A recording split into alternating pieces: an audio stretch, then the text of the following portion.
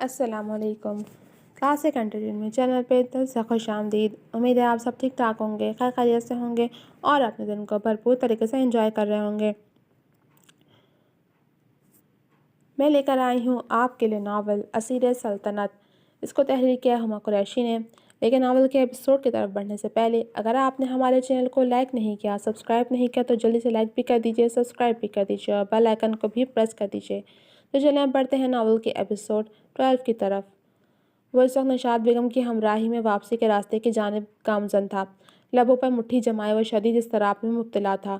دماغ میں ڈھیروں سوچیں تھیں، ایک طرف ماں تھی تو دوسری طرف دونوں ہستیاں اسے وہ دونوں بھی اتنی ہی عزیز تھیں۔ ماں، یہ سب کیا تھا؟ وہ بہت مشکل سے خود پر ضبط کر پایا تھا۔ کیا مطلب کیا تھا؟ کیا تم ابھی بھی اس لڑکی کے لیے دل میں نرم گوشہ رکھتے ہو جس نے تمہاری اور تمہارے باپ کی عزت خاک میں ملا دی؟ وہ سخت برہمی سے گویا ہوئی تھیں۔ ماں، تو اگر آپ کو کوئی بات کرنا چاہتی تھیں تو یہ بات آرام سے بھی کی جا سکتی تھی، اس میں اتنا ہائپر ہونے کی کیا ضرورت تھی؟ اور مجھے تو اب تک یقین ہی نہیں آ رہا کہ آپ نے آئرہ پر ہاتھ اٹھایا۔ اس کی حیرت انتہاؤں کو چھو رہی تھی۔ وہ بے شرم لڑکی اسی قابل ہے۔ وہ لہجے میں بے پناہ نفرت سموئے بولی تھیں۔ اگر آج ماموں جان زندہ ہوتے تو کیا آپ جب بھی آئرہ کے لیے دل میں اتنی ہی نفرت رکھتی یا پھر اتنے ہی برے الفاظ استعمال کرتی؟ کیا وہ آپ کو اس بات کی اجازت دیتے کہ آپ ان کی اولاد پر ہاتھ اٹھائیں؟ مروان کے سوال پر انہیں ایک لمحے کو چپی سے لگی تھی۔ میں کچھ نہیں جانتی، فی الحال تم خاموش رہو۔ کیا تم نہیں جانتے کہ تمہیں بیوقوف بنا کر وہ اس خطیب عالمگیر سے عشق کی پنگے بڑھا رہی ہے؟ وہ انتہائی درستگی سے بولی تھی۔ اول تو ایسا کچھ نہیں ہے، آپ شدید قسم کی غلط فہمی کا شکار ہیں، اور بالفرض اگر آئرہ کا جھکاؤ اس طرف ہے بھی تو اس بات سے کیا فرق پڑتا ہے؟ آپ تو اپنے بیٹے کی منگنی بسم الگردیزی کے ساتھ کر چکی ہیں نا، تو پھر اب کیا مسئلہ ہے؟ وہ حت المقدور خود پر ضبط کرتا استفساریہ گویا ہوا۔ نشاط بیگم کو چپی سے لگی تھی۔ آخر آپ نے کیا سوچ کر آئرہ پر ہاتھ اٹھایا ماں؟ میں سوچ بھی نہیں سکتا کہ میری ماں کسی پر ظلم بھی کر سکتی ہے، اور آپ نے آئرہ پر، جسے آپ نے بیٹیوں کی طرح پالا، جسے آپ خود سے زیادہ جانتی ہیں، اس کے بارے میں ایسی رائے رکھنا، یہ سب کیسے؟ جبکہ آپ اچھے سے جانتی ہیں کہ میں اس کے لیے کسی کا ایک غلط لفظ بھی برداشت نہیں کر سکتا۔ محبت کرتا ہوں میں آئرہ سے، مگر آپ نے پھر بھی میرا ضبط آزمایا۔ آخر کیوں مما؟ اس کا دماغ پھٹا جا رہا تھا۔ میں کچھ نہیں جانتی مروان۔ جب وہ ہمیں اپنا کچھ نہیں سمجھتی تو پھر ہم کیوں اس کے لیے قربانیاں دیتے پھریں؟ اور اچھا یہ کسی سے شادی کرے، اپنے گھر کی ہو تو ہماری زندگیوں میں بھی سکون آ جائے گا۔ ان کے لہجے میں نفرت واضح تھی۔ اور تم بھی میری ایک بات کان کھول کر سن لو، خبردار، خبردار جو تم نے ان ماں بیٹی سے کسی بھی قسم کا کوئی تعلق یا واسطہ رکھا تو۔ وہ انگیش شہادت اٹھاتی تنبیہ لہجے میں گویا ہوئی تھیں۔ آپ ابھی غصے میں ہیں مما۔ اسے جھٹک گیا۔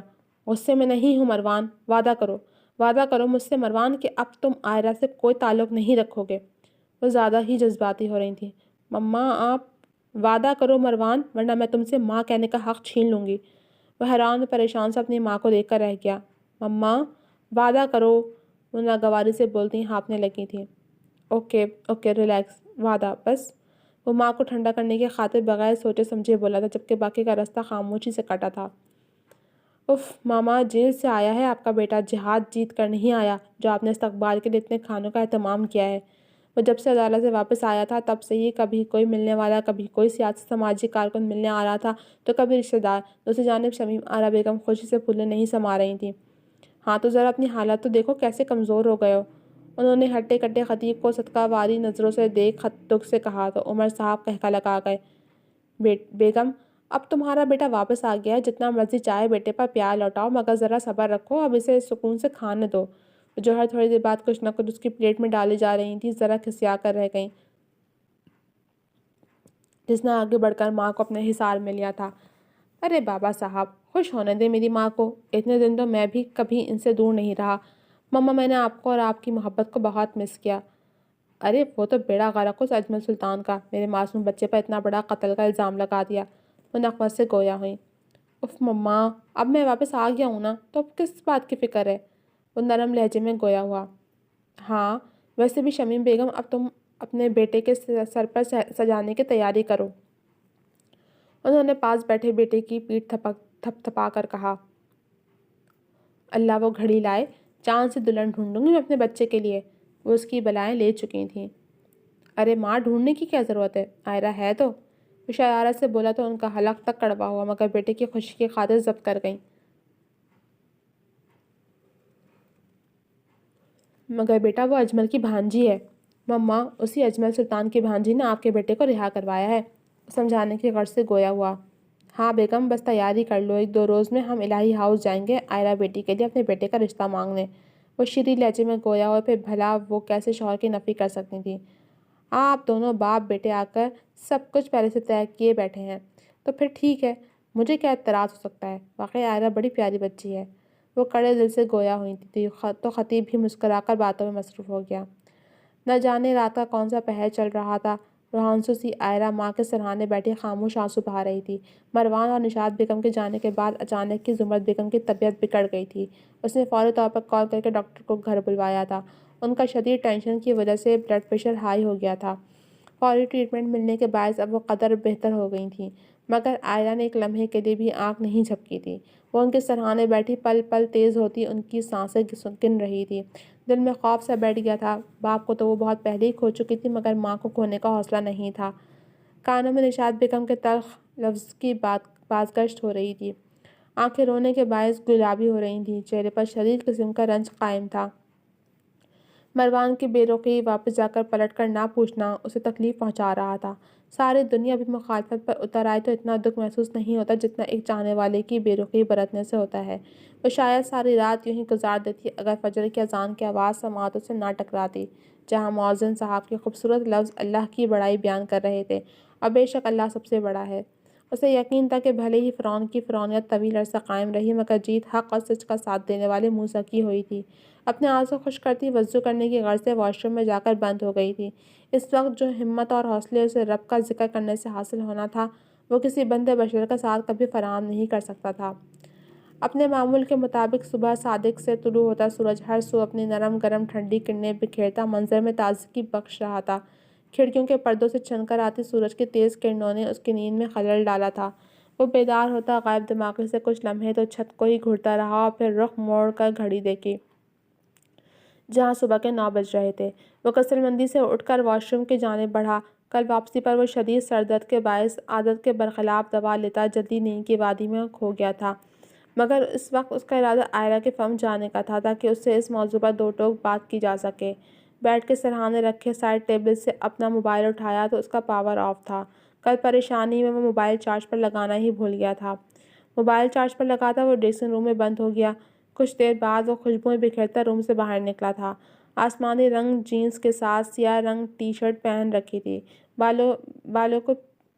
بال پیچھے کو سیٹ کیے موبائل پینٹ کی پاکٹ میں ڈالتا گارڈز کو اشارہ کرتا سلطان محل سے نکل آیا تھا۔ سوری سر، میڈم آج چھٹی پر ہیں۔ وہ اس کے چیمبر کی جانب جا رہا تھا جب الہام اپنے کیبن سے بھاگتی ہوئی باہر آتی اطلاع دینے لگی تو اس کے تیز قدموں کو بریک لگی۔ کیوں، خیریت؟ ماتھے پر بل نمودار ہوئے تھے، کیونکہ وہ چھٹی تو کبھی بھی نہیں کرتی تھی۔ معلوم نہیں سر۔ وہ سر ہلاتا واپس پلٹ آیا تھا۔ فرم کے باہر کھڑے ہو کر اپنے بندوں کو کال ملائی تھی جو الہی ہاؤس کے قریب ہی پہرا دیتے تھے۔ یہ تو نہیں معلوم، مگر آپ کے جانے کے بعد ڈاکٹر صاحبہ ضرور آئی تھیں۔ واٹ؟ تو آپ لوگوں نے مجھے کیوں خبر نہیں کی؟ وہ تیز لہجے میں بولا تھا، البتہ تیزی سے ڈرائیونگ سیٹ پر بیٹھتا وہ گاڑی الہی ہاؤس کے راستے پر ڈال چکا تھا۔ وہ سر، ہم نے کال تو کی تھی مگر آپ کا موبائل بند جا رہا تھا۔ وہ سمجھ کر رابطہ منقطع کر گیا، مگر وہ بھی آدھے راستے میں ہی پہنچا تھا جب کل رات کیا گیا اس کا وعدہ یاد آیا۔ وہ ایک جھٹکے سے گاڑی بھی سڑک میں ہی روک چکا تھا۔ کچھ سوچ کر الہی ہاؤس کے گارڈز کو کال ملائی تھی۔ ان کے مطابق زمرد بیگم کی طبیعت خراب ہو گئی تھی، مگر اب وہ بالکل ٹھیک تھیں۔ خیریت پوچھنے کے لیے آئرہ کا نمبر ڈائل کیا، مگر وہ کال ریسیو نہیں کر رہی تھی۔ فی الحال جو جیسا تھا اسے اس کے حال پر چھوڑتا وہاں سے نکل آیا۔ دوسری جانب اسے بار بار گورنر سندھ کا فون آ رہا تھا جو نہ جانے اسے کیوں یاد کر رہے تھے۔ آئرہ میرا بچہ، میں بالکل ٹھیک ہوں، تم کیوں بلا وجہ خود کو ہلکان کر رہی ہو؟ وہ اسے پریشان دیکھ ہاتھ پکڑ کر اپنے پاس بٹھا چکی تھیں۔ کہاں ٹھیک ہے، میں تو کہہ رہی تھی آپ میرے ساتھ ہسپتال چلیں۔ وہ ان کا پیلا زرد چہرہ دیکھ فکر مندی سے گویا ہوئی۔ اس کی کوئی ضرورت نہیں ہے، یہ تو عمر ہی ایسی ہے، اب کیا تم ذرا ذرا سی باتوں پر پریشان ہونے بیٹھ جاؤ گی؟ وہ اس کا ہاتھ تھام کر پاس ہی بٹھا چکی تھیں۔ یہ بتاؤ کہ آج تم نے کام سے چھٹی کیوں کر لی تھی؟ وہ سواریہ لب و لہجے میں گویا ہوئیں۔ آپ خود بتائیں، میں بھلا آپ کو کیسے اکیلا چھوڑ سکتی ہوں؟ اس کا لہجہ دھیما تھا، نگاہیں جھکی ہوئی تھیں۔ مروان سے کوئی بات ہوئی ہے؟ وہ بیٹی کی اداسی بھاگ گئی تھیں۔ نہیں، اور مجھے اب اس خاندان سے کوئی تعلق یا واسطہ رکھنا بھی نہیں ہے۔ وہ سخت ناگواری سے گویا ہوئی۔ بیٹا، یہ جوش سے نہیں ہوش سے کام لینے کا مقام ہے۔ میں کہتی ہوں چھوڑ دو یہ سب، پیچھے ہٹ جاؤ اس کھیل سے، سوائے خسارے کے کچھ ہاتھ نہیں آئے گا۔ وہ ایک بار پھر بیٹی کو سمجھانے کی غرض سے گویا ہوئیں۔ مما، اس کھیل کی شروعات اس دن ہوئی تھی جس دن میرا باپ حق اور انصاف کی جنگ میں اپنے سگے رشتوں کے ہاتھوں درندگی کا نشانہ بنا تھا۔